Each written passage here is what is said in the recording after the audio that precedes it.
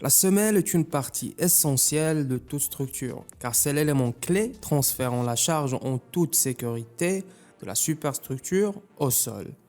La défaillance de la semelle peut entraîner la défaillance de l'ensemble de la structure, ce qui entraînera une grande perte de biens ainsi que des vies.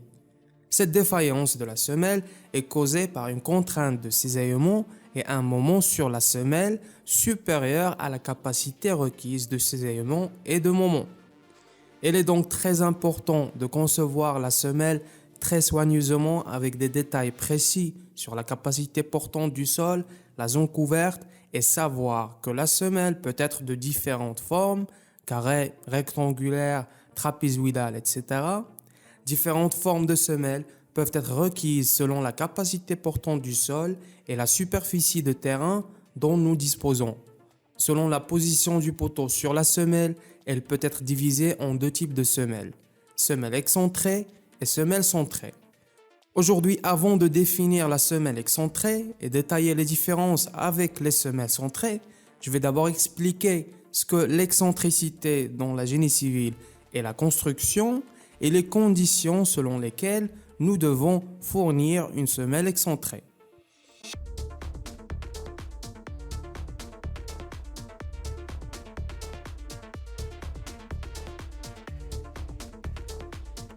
L'excentricité en génie civil signifie que les centres de deux éléments ne sont pas alignés. Ici, le centre du poteau n'est pas aligné avec le centre de la semelle respective. C'est pourquoi on l'appelle semelle excentrée. Ainsi, l'excentricité en génie civil signifie la distance entre ces deux centres et on peut la noter E. Pour le moment, laissons de côté la semelle centrée et mettons l'accent sur la semelle excentrée. Une semelle est appelée excentrée lorsque le centre de gravité du poteau n'est pas aligné avec le centre de gravité de la semelle et que la charge du poteau, et ça c'est très important, n'est pas transférée uniformément au sol. Pour cette raison, une pression ascendante linéaire est générée par le sol en dessous. Dans le premier cas, le centre de gravité de la charge excentrée coïncide avec le centre de gravité de la semelle, de sorte que le centre de gravité de la semelle est dissymétrique avec le centre de gravité du poteau d'une distance de E. Dans le second cas, le centre de gravité de la semelle coïncide avec le centre de gravité du poteau, mais la charge est excentrée par rapport au centre de gravité de la semelle. En cas de semelle dissymétrique, la répartition de la pression du sol est uniforme avec une pression maximale juste en dessous du poteau et diminuant linéairement à partir du poteau qui se trouve vers les bords. Alors qu'en cas de semelle symétrique, la répartition est trapézoïdale. Alors, pourquoi y a-t-il un besoin de semelle excentrée? La plupart du temps, on essaye de fournir une semelle de poteau centrée où il y a un alignement entre le centre de gravité du poteau et le centre de gravité de la semelle. Mais cela nécessite beaucoup d'espace qui est possible pour les poteaux intérieurs et les poteaux extérieurs uniquement s'il existe un espace supplémentaire pour la projection de la largeur de la semelle, dans les cas où les poteaux extérieurs reposent sur un voisinage où il y a une restriction d'espace pour la largeur de la semelle, dans de tels cas, une semelle de poteau excentré est fournie. Les types de semelles excentrées. On a deux types. Dans la semelle excentrée uniaxiale, la charge axiale agit sur l'une des lignes médianes de la semelle, c'est-à-dire soit sur l'axe des X, soit sur l'axe des Y. Lorsque le poteau est situé dans l'alignement du mur et de la ligne de propriété, l'excentricité n'est que dans une direction. Mais dans la semelle excentrée biaxiale, la charge axiale est appliquée à côté des deux lignes médianes, c'est-à-dire l'axe Y et l'axe X. Lorsque le poteau est aux rives et à l'angle du voisinage, l'excentricité provient des deux côtés qui forment cet angle. Nous avons déjà défini ce que le chargement excentré, alors maintenant nous voyons ici ses impacts. Le chargement excentré provoque l'excentricité, comme on a dit, entre le centre du poteau et le centre de la semelle. De ce fait, une pression linéaire se forme sur la semelle. Par la suite, il y a une diminution de la pression de contact linéairement de la pointe au talon de la semelle Ainsi, dans la conception de la semelle excentrée, on prend en compte la pression maximale et minimale. Lorsque la pression minimale est négative, il y a un soulèvement de la dalle de semelle du sol en raison de la pression de soulèvement du sol.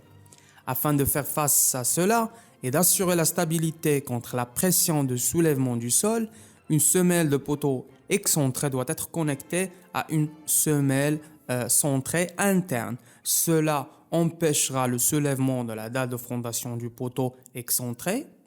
Et il existe deux manières de connecter une semelle excentrée à une semelle centrée. La première, la semelle combinée. Ici, une dalle de semelle commune est partagée avec une semelle de poteau centré et une semelle de poteau excentré. La semelle combinée est généralement rectangulaire ou trapézoïdale. Fournir une semelle combinée résistera au soulèvement de la dalle de semelle chargée de manière excentrée et donnera plus de pression de contact. La deuxième solution, c'est la poutre de redressement. Ici, une poutre de redressement est fournie pour relier la semelle excentrée à une semelle intérieure centrée. La poutre de redressement fonctionne pour maintenir la dalle de semelle chargée de manière excentrée au sol et il n'y a pas de soulèvement de la dalle de semelle en raison de la pression de soulèvement du sol. Il s'agit donc d'une option économique par rapport à la semelle combinée. Donc, il y a des questions de sécurité de la semelle excentrée. La conception de cette semelle sans pression négative est tout à fait sûre contre le soulèvement. Donc, on n'a pas de problème. Une conception de semelle de poteau excentrée bien conçue aura une valeur positive de Q, c'est-à-dire la pression vers le haut exercée par le sol sur la semelle. Cela garantit que la semelle n'échoue pas en soulevant la dalle de semelle à partir d'une extrémité. Le soulèvement de la dalle de fondation a lieu lorsqu'il y a une pression négative, c'est-à-dire que l'amplitude de Q est inférieure à 0. Dans ce cas, le sol va exercer une pression sur la dalle de fondation qui provoque le soulèvement. Donc, ici, comment différencier entre une semelle centrée et une semelle excentrée? Pour les semelles centrées, la charge est appliquée exactement au centre de la semelle. Ce n'est pas le cas pour les semelles excentrées. La charge est appliquée à d'autres zones que le centre de la semelle. Après, ce type de semelle, c'est-à-dire la semelle centrée, est fournie si nous avons une surface de terrain suffisante à côté des semelles. Et ce n'est pas le cas pour les semelles centrées parce que on fournit ce type de semelle si nous ne disposons pas d'une surface de terrain suffisante à côté des semelles. Normalement, dans les cas où le propriétaire du terrain adjacent ne permet pas la projection de la semelle ou lorsqu'il existe déjà une projection de la semelle du propriétaire adjacent, et dans les cas où un balcon porte-à-faux est projeté, car ici le moment de flexion est induit avec la charge axiale, d'où la semelle excentrée est fournie.